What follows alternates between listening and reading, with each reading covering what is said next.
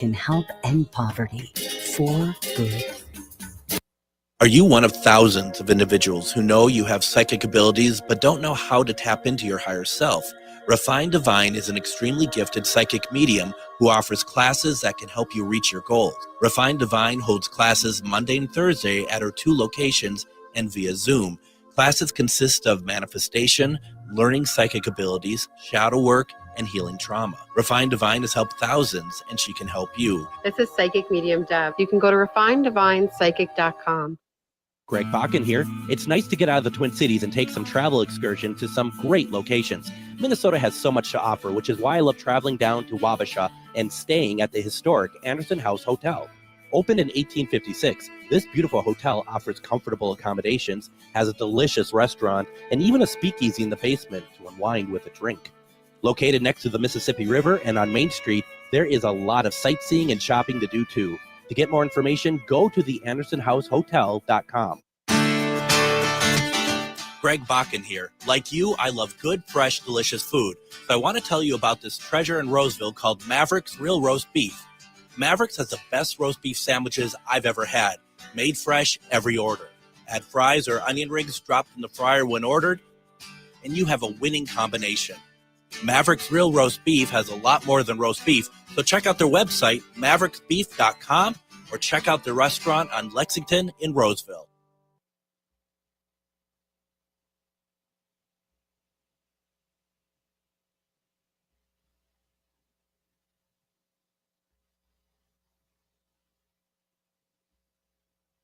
Portions of the following program may be pre-recorded. The views expressed and the opinions given by the individual host, guest, random reptoid, or chupacabra may not necessarily reflect those of AM 950 Radio, its affiliates, or its sponsors. Now, it's time to step into the unknown.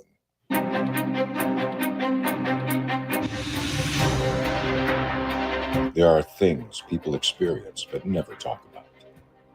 A shadow moving in the corner, flickering of the lights, a disembodied voice. We invite you to talk with us. Share your story, share your experience, because this isn't just your story. This is our story. This is GhostBox Radio with Greg Bakun. Casual Friday. Casual Friday. Casual Friday on GhostBox Radio. And it is Casual Friday here on GhostBox Radio, where every night we talk about the paranormal, ufology, Bigfoot, so much more. And with it being Friday, whatever's on your mind too, feel free to put in the comments if there's something you want to talk about today. Or if you want to give us a call, you're always more than welcome to do so. 952-946-6205, 952-946-6205. We always have stuff to talk about. We always have things on our mind that we want to get to. But, you know, Friday is also your day as well. And we really appreciate you taking the time on a Friday night and easing into the weekend with us, because I'm sure you had a long week and you could do with a little bit of fun and maybe some paranormal excitement, I guess. I don't know if there's such a thing as paranormal excitement. Meanwhile, in Eden Prairie, we have Adam joining us tonight. And Adam, is there such a thing as paranormal excitement, or did I just make up something weird? Oh, the paranormal is exciting, sir. Every second of it, including, you know, me watching the snow here at the station, waiting for a Yeti to show up out of the snow that's been falling. It's on its way. We're sending a abominable snowman your way. So let us know when it gets there. I guess I don't know. You know, you just never know. We got Johnny Vortex in the comments today. Way better fidelity on here. Well, Johnny, we're all about fidelity. That's why we call Adam Fidelity. That's a great radio name, actually, Adam. Adam Fidelity. I'm Adam Fidelity here with your 5 o'clock news. Adam Fidelity here, and we got Honestly, I had a teacher when I was at Brown College, and it was his given name, but probably the coolest radio name I ever heard. His given name was Rusty Gold. Didn't have to change his name for on air, anything. Perfect radio name. Rusty Gold. Yeah, no, I don't know if I had, because that's a familiar name, and maybe you had mentioned it to me before, or that I actually might have had Rusty in my classes. For those who don't know, we've said this 1,000 times. We both went to Brown at different times. I'm a smidge older than Adam, not much. No, not by a lot. What, 7 years? 6.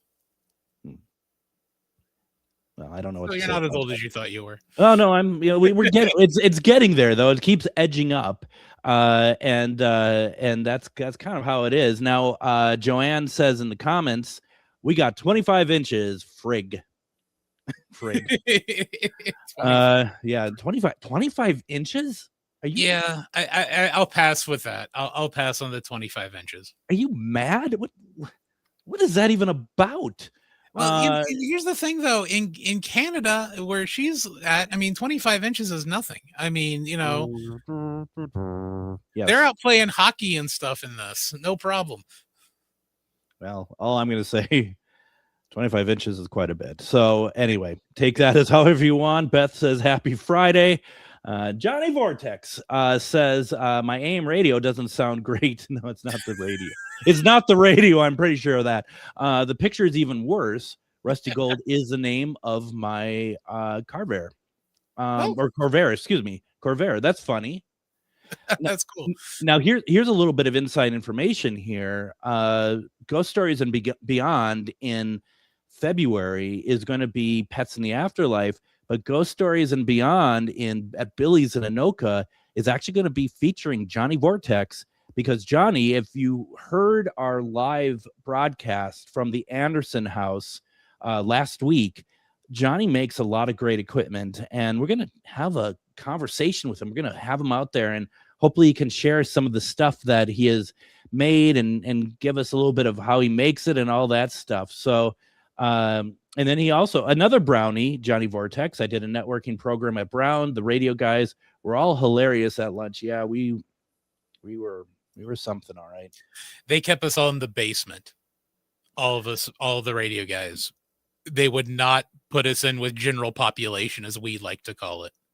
Well, and the thing is, I mean, I don't know what it's like, because time had passed between the time you went and I went, but everybody who walked into the door doing radio at my time, which I went from 92 to 94, everybody wanted to be Tom Bernard. Everybody, and probably maybe when you were there, was it like maybe like everyone wanted to be like a Howard Stern or something? I don't know. When I was there, everybody wanted radio to be like it was in the 80s and in the 90s. We all had that wanting to go back to album rock formats instead of playing whatever New York or Houston sent us to play for a playlist. So the group I was with, we were all very like-minded in. We wanted old school radio back. Interesting. Very interesting. Yeah, no, we all thought we were Tom Bernard, and that was the big feature for Brown, was the way that they'd say you could make anywhere from 20 grand a year to over $1 million a year, because they had one success. That's not fair. They had a lot of successes, but Tom was the biggest. Mm-hmm. And everybody was walking around pretending they were the Chucker, pop power radio, all that stuff. And yeah, that was Johnny's saying Gary and Mike, the O brother. Oh, the O brothers on 93X. That's right. See, when you're saying 80s, well, you said also long form records, which makes sense. But my first thing I thought of when you said 80s was Hines and Berglund from WLOL. That was big. Or WLOL. Yeah, or Nap and Donuts. And I remember it was either Nap or Donuts. I think it was Nap. He was on KS95, and he came in when I was like a senior, I think, and I knew I was going to Brown, and he came in to talk about life as a radio personality. Mm-hmm. And I thought, God, what am I getting myself into? Because it sounded really pathetic, quite honestly. And I had done radio in high school too, so I knew what I was looking forward to in patheticness. So, honestly, if I would have stayed in radio and not taken a 16-year hiatus to have a family and such, I would be entering year 31 if I would have never left radio initially. No, absolutely. And I took a hiatus too. I mean, when I was in Brown, I was like, can I get into TV somehow? Can I work behind the scenes? Can I work in production? And so that's what I worked. That's why I ended up in Mankato at KYC to start with. And then I went over to television film production on the agency side, which I do want to quickly say out loud here. A form of a mentor for me, I found out had passed away today, Charlie Locke, who had a big background in post-production, which is where I'm at for television and film production. I knew him since, the mid-90s, and he passed away from cancer, and he was only 67. So he ran a post house called Volt for many years, Volt. And it's just sad to see that. And like all of our peeps, are dying. Hate to say it. That's what it is. Our childhood, our friends, our mentors, we are at that age where it's time for them to go. It's time for them to go. Okay. Well, not like that, but it's their time. It's more along the lines of, they're showing us the truths of the mortal coil. That's right. It is their time to go, and soon it'll be ours. I learned all this in all the Star Wars films, quite frankly. So I learned I hated Ewoks. That's all I really learned in the Star Wars movies. let's see here. Stacy says, I worked with a guy named Johnny Hollywood. Ooh, that's a nice name. I like that too. Let's see. Gray Duck says, hey folks, happy Friday. Happy Friday to you too. We saw them over at the Parafair last weekend. Let's see here. Joanne is saying that they are skidooing on the streets in Toronto. And let's see. Johnny Vortex says, and you can't call him Johnny. You have to say Johnny Vortex. There's no way around it. You can't, with a name like that, you got to throw Vortex in there. No, absolutely. Johnny Vortex says, everyone knows the best morning shows have sound effect boards with multiple fart noises. Stay classy. Well, they're introducing that to the Matt McNeil show, aren't they? 3 to 5. Yeah, but he's like Michael Winslow. He makes it all with his mouth. Yeah. Winslow. Oh my God. Yeah, that's right. The helicopter sounds. That, or he's standing there at the space balls. They got combing the desert, and yeah. I ain't found the rest of that. Yeah. Well, this is fun, and next week is going to be fun too, because I'm going to be live from Console Room at the Doctor Who convention next Friday. Exactly. Oh, who are you talking to? You got a big guest this year? No, you actually. It's just going to be you. Right on. So there's and you're a big guest. Well, I am kind of rotund, yes, but I just meant in popularity.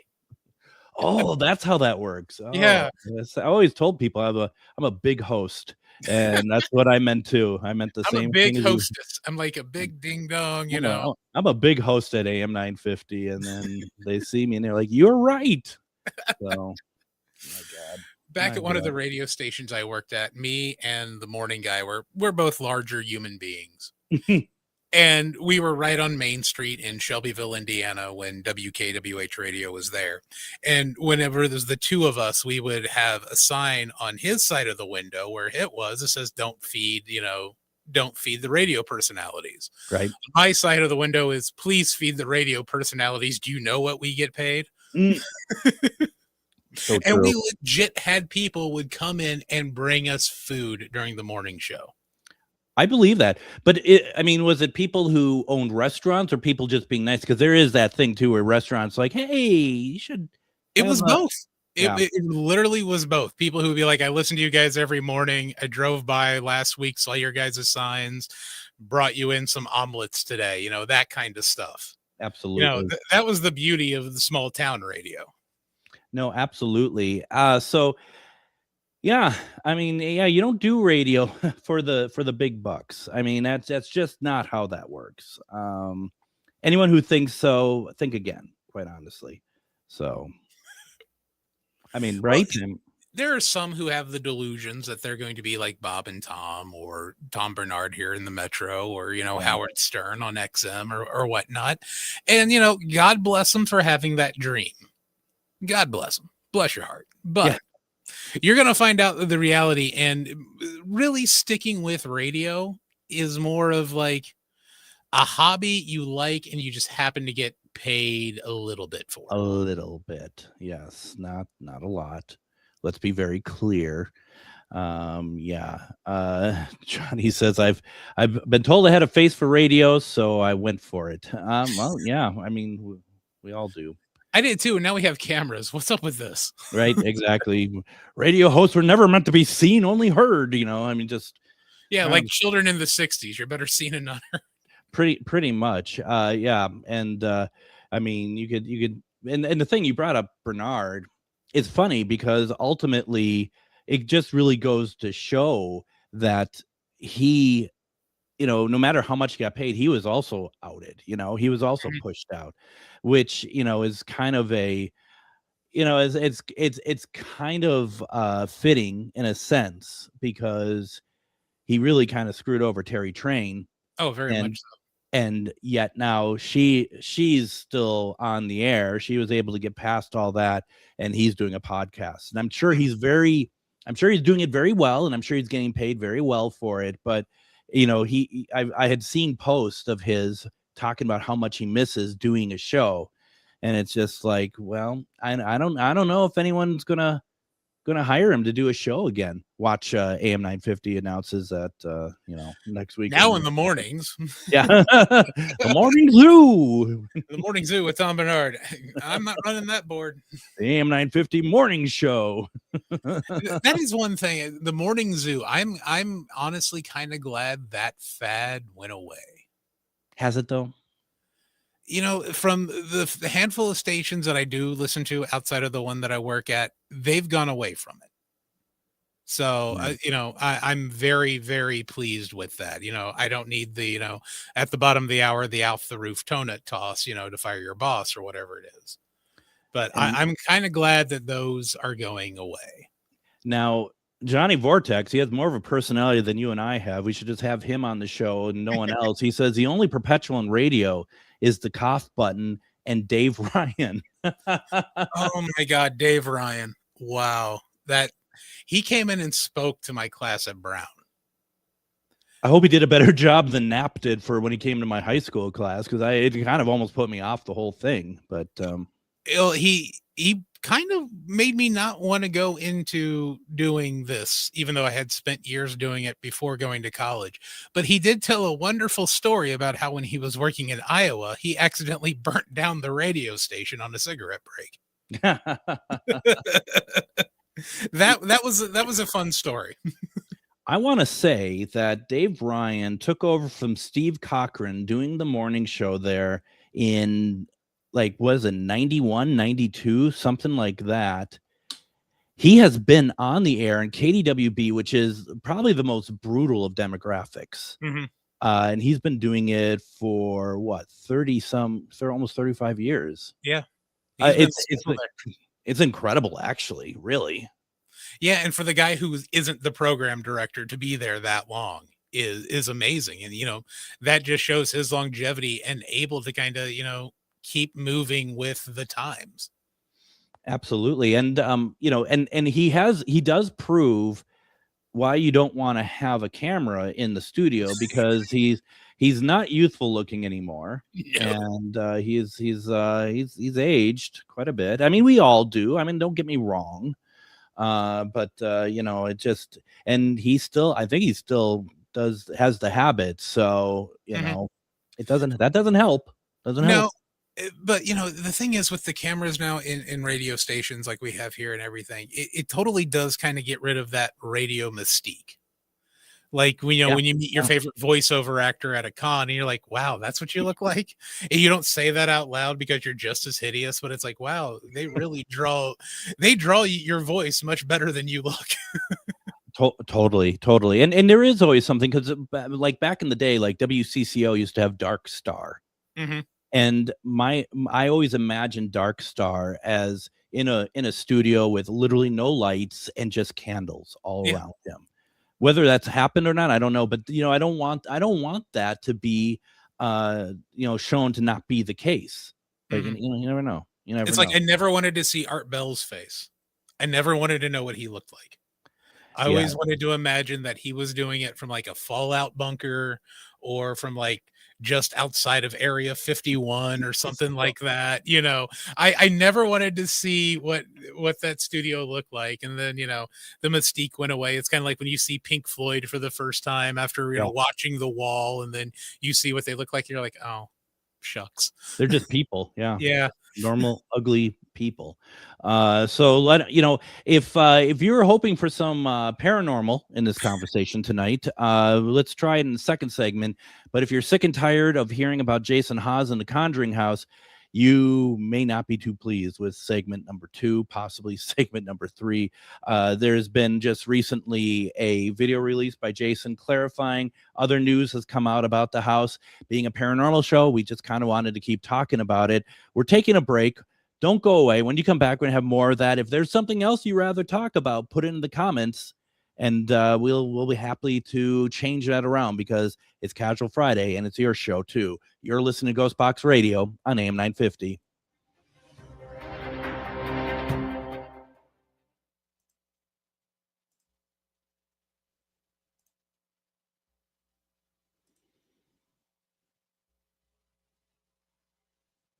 Greg Bakun here. It's nice to get out of the Twin Cities and take some travel excursion to some great locations. Minnesota has so much to offer, which is why I love traveling down to Wabasha and staying at the historic Anderson House Hotel. Opened in 1856, this beautiful hotel offers comfortable accommodations, has a delicious restaurant, and even a speakeasy in the basement to unwind with a drink. Located next to the Mississippi River and on Main Street, there is a lot of sightseeing and shopping to do too. To get more information, go to theandersonhousehotel.com. Have you ever met someone who not only can help you on a deep spiritual level, but also potentially change your life? Refined Divine is an extremely gifted psychic medium who travels the nation and lives right here in the Midwest. And she offers mediumship, mentorship, house and business parties, energy healing, palm readings, and so much more. Refined Divine has helped thousands, and she can help you. Hi, this is Psychic Medium Deb. I cannot wait to hear from you. You can go to refineddivinepsychic.com.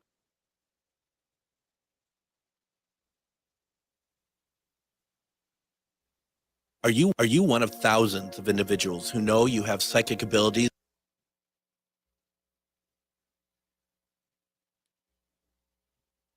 Greg Bakun here. I've been talking for a while about how spooky, fun, and fascinating the Minneapolis trolley tours are, but now there's big news. The Candlelight Ghost Tours now begin at the historic Pillsbury Club, a beautifully restored haunted mansion once owned by Charles Pillsbury himself. Believe it or not, the interior is nearly 200 years older than the exterior. How is that possible? You'll have to come out and find out. Before or after your tour, stop by the on-site market featuring a curated collection of handmade goods, artisan crafts, and locally inspired treasures. Perfect for picking up a keepsake to remember your haunting adventure. You'll also find exclusive spooky merchandise from Tales of the Crypt and Elvira.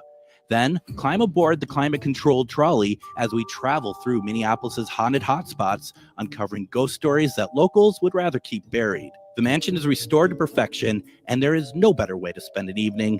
Visit MinneapolisTrolleyTours.com for tickets and more information.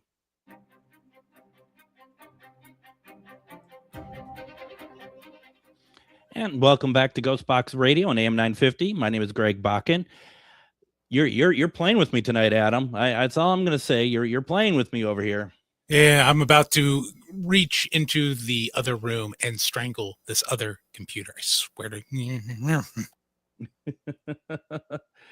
Long day, isn't it? Okay, well, we're doing Casual Friday tonight, and we are, we had a kind of a joke from Johnny Vortex in the comments. He says, paranormal, this place is anything but paranormal. But that's the beauty of what we do on Fridays when we're doing Casual Fridays, because we talk paranormal all week, and sometimes the subjects are very, very serious. And it's nice to kind of unwind a little bit and kind of, get ourselves ready for the weekend as well. It's just one of those things that just, I don't know. It's a lot of fun to do, and I really enjoy it. Once again, though, if someone wants to talk about anything on their mind, paranormal related, feel free to put it in the comments. We'd love to talk about what's on your mind. You can also call in 952-946-6205, 952-946-6205. But it is that time of the week where we do our catch up here on Jason Haas trying to buy the Conjuring house. And we've been doing updates on this for since October now. Funny enough, I think first week of October was when it first came out. Well, totally, and oddly, there's drama attached to this. I never would have expected this, that there'd be drama attached to something to do with the paranormal, with celebrities, as well as a GoFundMe. I don't get it. This is so unprecedented, I guess is the word I'm looking for here. I don't know. And here's the thing, folks. First of all, as you can tell, I'm going to be honest. I am biased a little bit. I don't think this is a great idea. I've been saying so since the very beginning. But what I do want to try to do is I want to be able to evenly talk about what is going on here. One of the things I'm not going to do here is like because we're going to be talking about funds from the GoFundMe. I'm not going to say anything like, well, I doubt he's going to return them. He says that he is, stuff like that. This isn't here to be salacious or dare even say libelous towards him or the situation. What this really is a matter of just kind of keeping this story kind of updated for those of you who have done so, and also for some of you who have actually donated to it. As I've been saying since the beginning, you do what you want with your money. It's your money. Do what you want with it. All I'm asking is, if you're going to put some money towards the Conjuring house, which is halfway across the country on the other side of the country, please consider, putting money towards some of the local establishments around, whether it's going down to the Anderson house in Wabasha and staying there, or, Palmer House, just, with Dave Schrader, or the Grant House. There's a lot of great places in Minnesota. Please just don't forget about them. That's all I'm going to say is don't forget about them, and everyone wins. So that being said, and it just kind of feels unfair, quite frankly, that there are places, I think of like the Calumet in Pipestone, Minnesota, that closed, and you have a woman working at the Calumet, Tammy, who owns it, with a city that pretty much abandoned her, treated her like crap because she's a woman, and tried to muscle her out, and not realizing that she's a strong person and that she is not giving up. And she's fighting every day. She's fighting to get someone, try to turn this around and get people to understand what they're doing in Pipestone, so that she can reopen this wonderful place. And I think, to be honest, and I'm probably looking at the wrong way, I think it's just unfair that you get someone with star power who wants to try to save a place that everyone says is haunted. The wrong facts have been given about that place for decades. And within, 3 days, he raises, $50,000. Now it's over $150,000. That's where I'm coming from. And life isn't fair. I understand that. But when you have someone, a friend of mine like Tammy, who has been through so much just to keep her hands on this piece of property that she owns, that's what makes me angry. Okay. And Grey Duck Paranormal was like, preach. And it's like, yeah, am I a little bit too soapboxy, Adam? Am I being a little too strong-handed over here? Honestly, no, not at all. Because, you will have these paracelebs go in and buy things. For example, You have the Sam and Colby, Sam and Cody, whatever their Yeah. names are, Yeah. Yep. by the school down in Iowa. Are Yeah, they the from Carl. Iowa? Yeah, they're not from Iowa. Yeah. You Yeah. know, I give a little bit of leeway to Jason because this house is in Rhode Island. He is also in Rhode Island.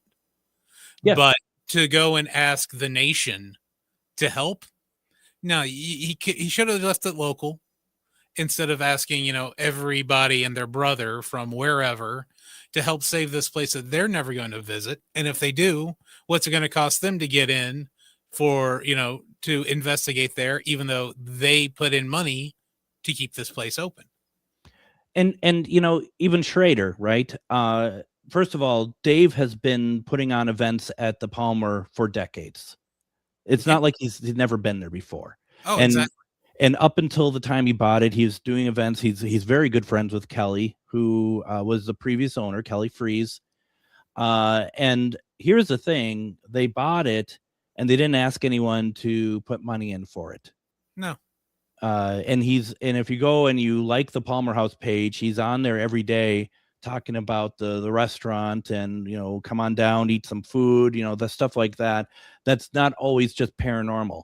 So, and not that anyone has to go by the Greg guidelines of how a paracelebrity should buy a piece of property, but at least in that case, I think he's doing it a much better way than Jason is. And I don't know. And I read the comments. I mean, I find it so fascinating. I read the comments on everything he does, and everyone is just very much like, don't listen to the negativity. You're amazing. You're this, you're that. I'm not saying he's not amazing. I really don't know one way or the other, but I just, it's not really my thing. And, it's just like it's just people following. Gray Duck Paranormal says, you're 1000% correct, man. Oh, I appreciate that. That's a big number. And Johnny Vortex says, you're not too much. You're being real. I'm trying to be. And I also know that I am biased. Let's just be very honest about it. So what has happened here? I've heard a couple things happening. One of them was that the state had rejected the bid for the buying of the Conjuring house. And I was told by some people that meant that Jason could no longer take part in buying the house or in further endeavors in buying the house. My understanding from what I've been reading recently is that is not true, actually. And but there's complications as well. So I saw that just a day or so ago that Jason Haas put out a video regarding what's been going on. He wanted to correct misinformation. His purposes were correct misinformation, not create drama, speculation, or personal attacks. And he wanted to clarify questions about the GoFundMe property purchase and ongoing legal matters. So in regards to GoFundMe, basically, which was started in October, and it was to raise money to acquire or bid on the Conjuring house. Jason states that the intent had always been clear. If the property is acquired, funds go towards preservation. If the property is not acquired, donors received refunds. And he acknowledges in this video that an early comment suggested funds might be used elsewhere, but said that idea was quickly abandoned to stay aligned with the donor intent. He insists that no funds have been misused. The money is still intact, and funds are not being used for legal fees or anything else. The GoFundMe remains open because it is still open. It remains open because people are still donating daily. Keeping it open allows easy refunds if needed. And Jason also says there's been direct ongoing communication with GoFundMe to ensure donor protection and transparency. So this is where I think things get, that's clear enough. But where I think it gets a little bit more, not complex, but just, you're hearing a lot of different things. Jason says a purchase and sale agreement exists, but it does not guarantee ownership. Deals like this frequently fall through. He says that he has not publicly announced earlier to avoid giving people false hope, creating emotional up and downs. The group remains optimistic but cautious until closing actually occurs. And so we also have some legal situations going on with this as well. Jason explains that there are 3 separate legal cases currently in play. Yeah, at this point, what's the point, in my opinion, of trying to keep going after this? I mean, if it already sounds too much for me, that's why I'm never going to be this high wielding, real estate sort of, buyer and seller property. I'm already just like, oh my God, this is just too much. So there are 3 separate legal cases, a case involving him personally, a case where the current banknote holder is seeking receivership, and a case where the original banknote holder is challenging the new one. He says these overlapping cases create complex behind the scene issues that aren't obvious publicly. Well, it seems pretty obvious to me that this is complex. Court documents say that Jason has not chosen to share court documents publicly to avoid swaying public opinion, creating legal risks, defamation, slander, and narrative manipulation. He acknowledges that documents and claims are circulating online, but urges caution about their accuracy. He says more information will come after matters are resolved. Honestly, Adam, I mean, all like joking aside, I mean, I kind of feel for him in a sense, because this is a lot of BS. And part of me thinks that no one, if none of this, if it even happened, none of this would be around to even cause speculation or anything if he just outright bought the property himself without the help of everybody else. Yeah, if it would have just been him buying it, I don't think any of this would have taken place. But the fact that it was a public GoFundMe, I think ruffled some feathers somewhere along the lines of either the current banknote holder or the former banknote holder, where they're like, oh, wait, if we're going to have even, a TV celebrity in on this, are we missing out on money? And I think that's where that's going back to. Absolutely. Absolutely. And I can't imagine that there isn't part, if not more than part of Jason at this point being, what have I gotten myself into? I think there's a part of Jason that's glad he doesn't have any hair, because I'm sure he'd be ripping it out at this point.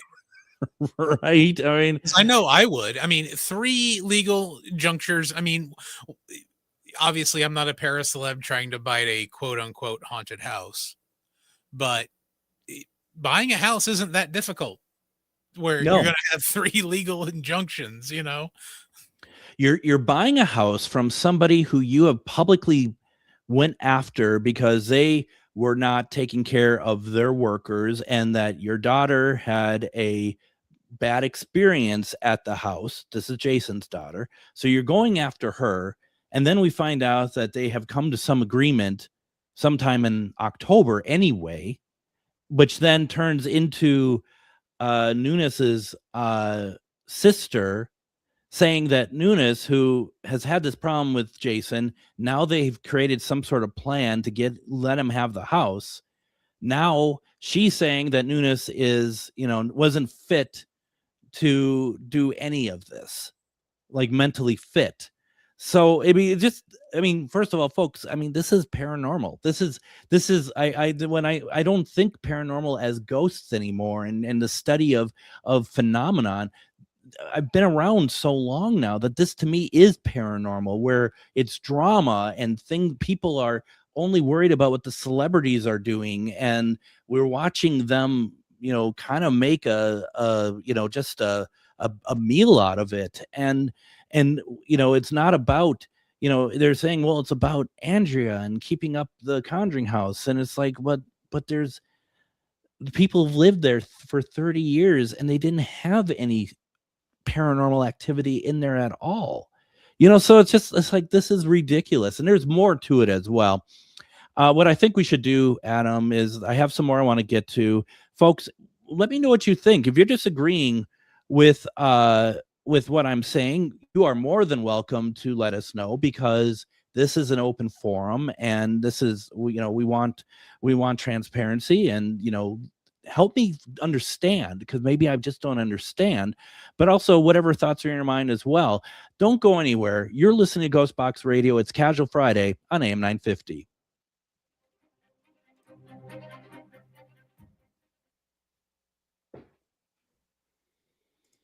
Greg Bakun here. It's nice to get out of the Twin Cities and take some travel excursion to some great locations. Minnesota has so much to offer, which is why I love traveling down to Wabasha and staying at the historic Anderson House Hotel. Opened in 1856, this beautiful hotel offers comfortable accommodations, has a delicious restaurant, and even a speakeasy in the basement to unwind with a drink. Located next to the Mississippi River and on Main Street, there is a lot of sightseeing and shopping to do too. To get more information, go to the AndersonHouseHotel.com. Greg Bakun here. Like you, I love good, fresh, delicious food. So I want to tell you about this treasure in Roseville called Maverick's Real Roast Beef. Maverick's has the best roast beef sandwiches I've ever had.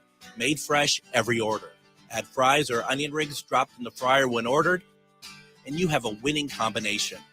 Maverick's Real Roast Beef has a lot more than roast beef, so check out their website, mavericksbeef.com, or check out their restaurant on Lexington in Roseville.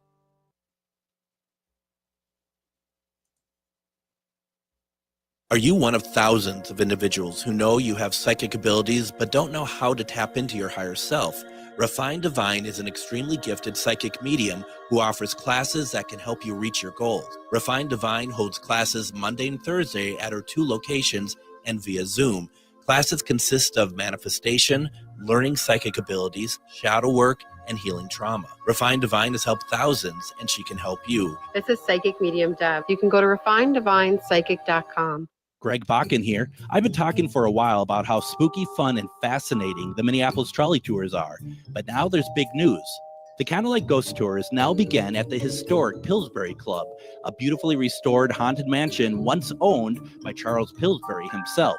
Believe it or not, the interior is nearly 200 years older than the exterior. How is that possible? You'll have to come out and find out. Before or after your tour, stop by the on-site market featuring a curated collection of handmade goods, artisan crafts, and locally inspired treasures. Perfect for picking up a keepsake to remember your haunting adventure. You'll also find exclusive spooky merchandise from Tales of the Crypt and Elvira. Then climb aboard the climate-controlled trolley as we travel through Minneapolis's haunted hotspots, uncovering ghost stories that locals would rather keep buried. The mansion is restored to perfection, and there is no better way to spend an evening. Visit MinneapolisTrolleyTours.com for tickets and more information.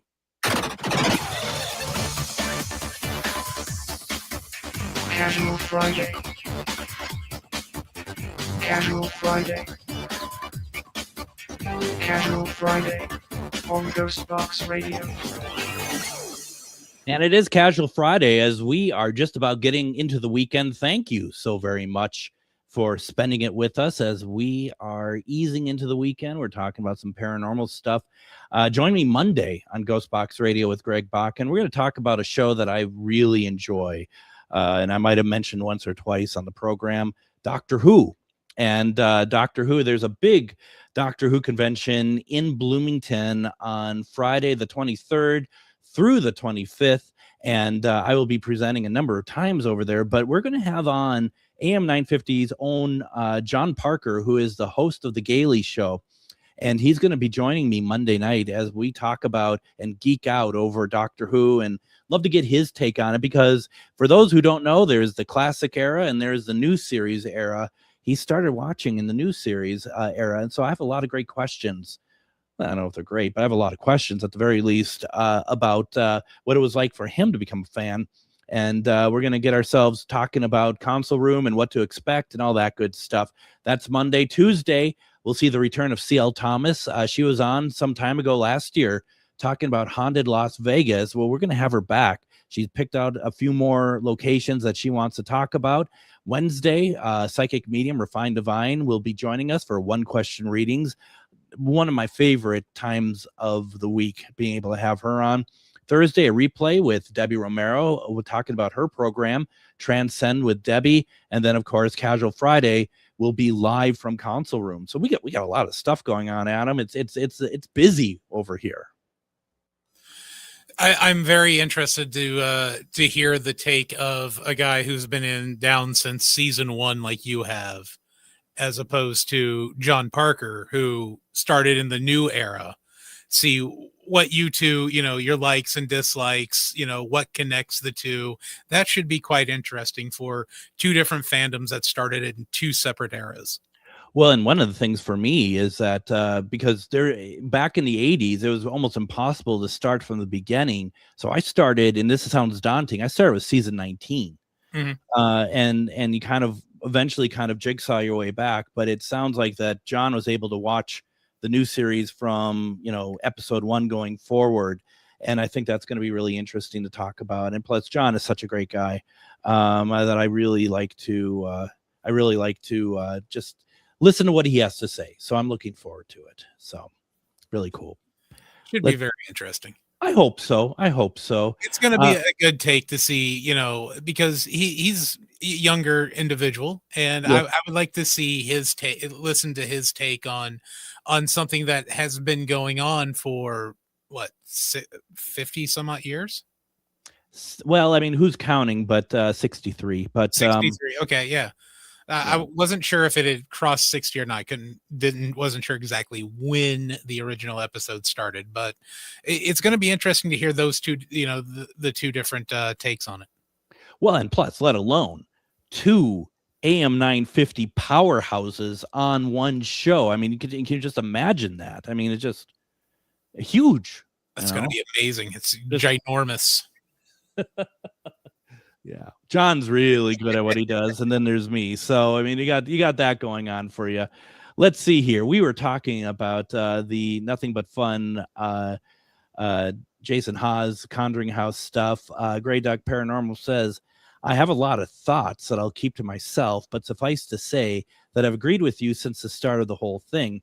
Has never sat right with me that a huge celebrity like Jason has gotten financial help from fans to buy a house, a place that has a lot of misinformation about it and some very questionable, at best, investigations over the years. I can't disagree with any of that. And I mean, I'm not saying it because he has agreed with me, but I mean, just the stuff he's saying, that's exactly what I don't understand about it. And this is another great example of, the whispers over time of what these locations are.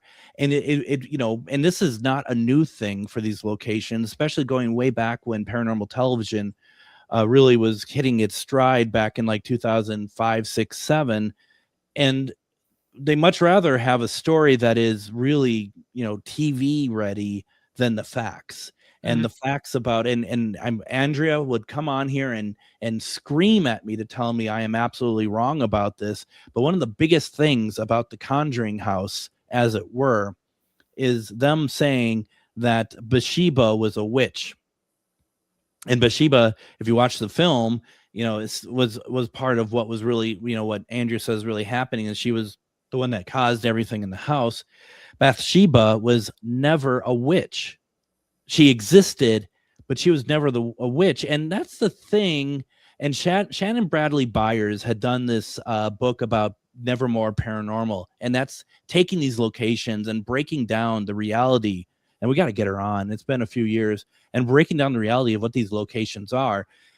It's important, because how would you like it if somebody spread misinformation about you, even if you're dead? And that's what people think of you as, someone who has never been a witch, never caused anyone any harm, but it's a name that sounds good that someone else put out there. And now history has taken this innocent person and turned them basically into a villain. That's wrong.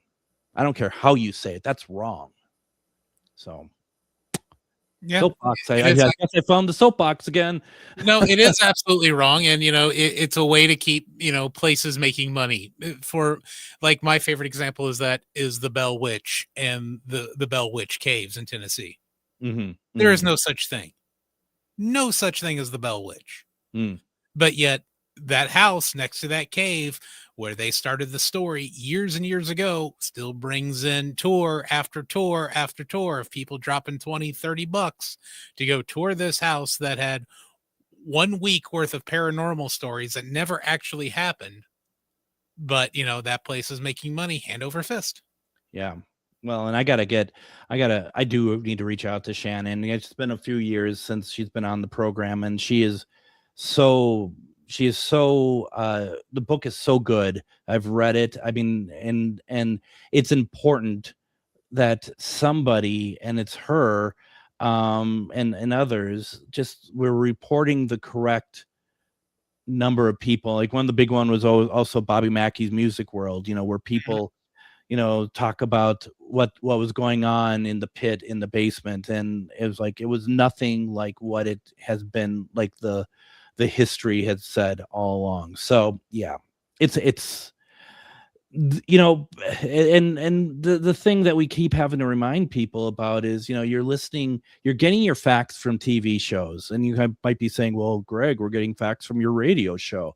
You're right, but the TV show is meant to entertain. I'm hoping what I'm providing here is a clarity of information, and you can decide whether or not you agree with that. But the paranormal shows, if something doesn't sound dark enough, they'll make it sound darker. That's why Waverly Hills had so many more people die there than actually was the case. When there were like 63,000 people died, and I think what they really realized, it was like 6,000, 3 to 6,000 people died. I don't remember the number, and I think to myself, isn't that enough? I mean, that to me is a horrific number. It doesn't need to be 63,000.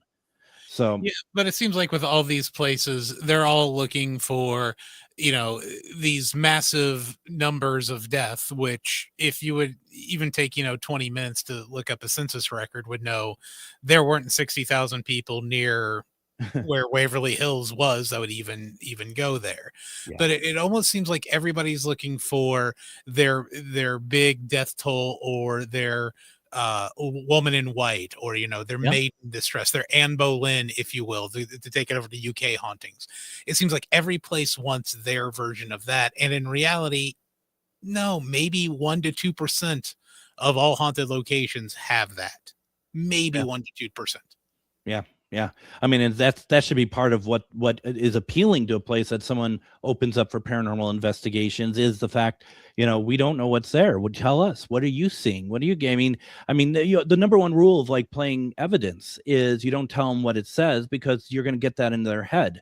So if you're going to a place because we know that there are certain, that we're being told that there's certain sort of like, entities there or something like that. I mean, I understand that you're going to say something, but at the same time, that's what people are looking for. And we're missing the real story, 99% of the time. You look at a place, once again, like the Calumet doesn't have, or even the Anderson a little bit, but the Calumet doesn't have a ghost, like it doesn't have like Palmer House has Lucy and Raymond and Annie.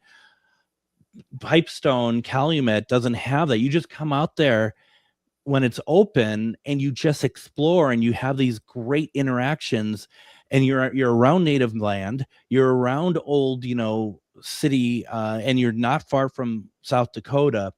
I mean, it's just an incredible place. They don't need to have a spirit that you can hang your hat on there and be like, oh, well, Jacob, the miner, is here. It doesn't matter, because you just go there and you always get something.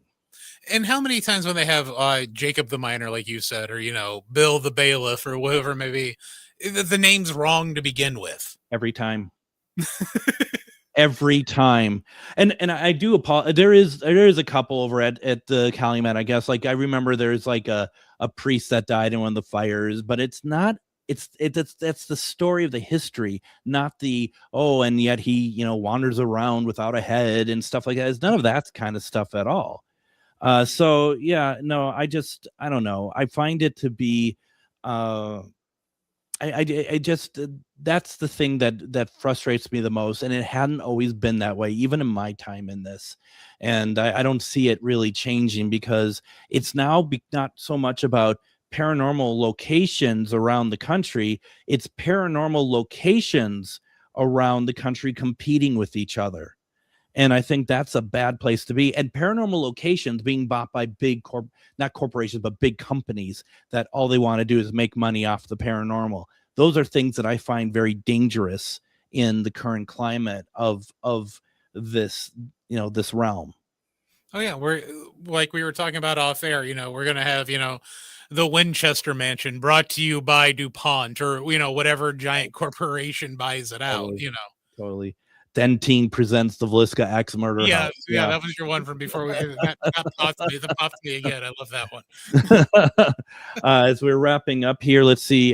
Gray Duck Paranormal says, would absolutely love to check out Calumet someday. Hope she can get it going.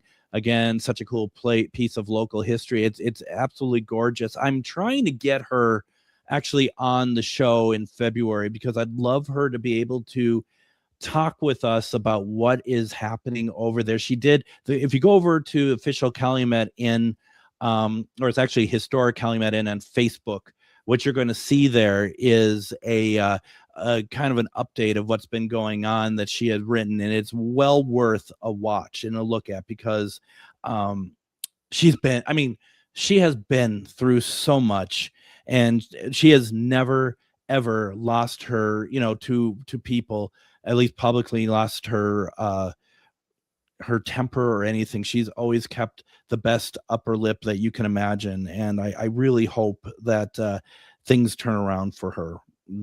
That's the main thing. I don't know though. Well, something's got to give, and the city needs to just back out and let her deal with her own property. Yeah, you'd think, right? You would, yeah. You'd think, but then again, it is Pipestone. Well, I sent a note to Jason Haas, like, well, this doesn't work out. You should check there's out another place you can buy. We got plenty for you to take a look at. So yeah, or maybe we can get the Project Fear kids to throw their YouTube money into it.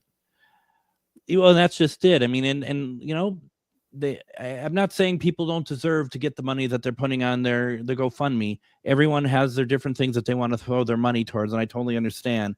But that didn't take long for them either to get the funding to continue their program, but on a YouTube level, and that's great. That's really cool. I just wish that, at least was a little bit more equal to some of these places. But the world we live in is just not fair, Adam. I don't know. So no, but we should start a GoFundMe to get our own show. we should. We'll be back Monday with John Parker from The Gailey Show talking about Doctor Who. Everyone, have a fantastic night. It's Brad Friedman, your friendly investigative blogger, journalist, and host of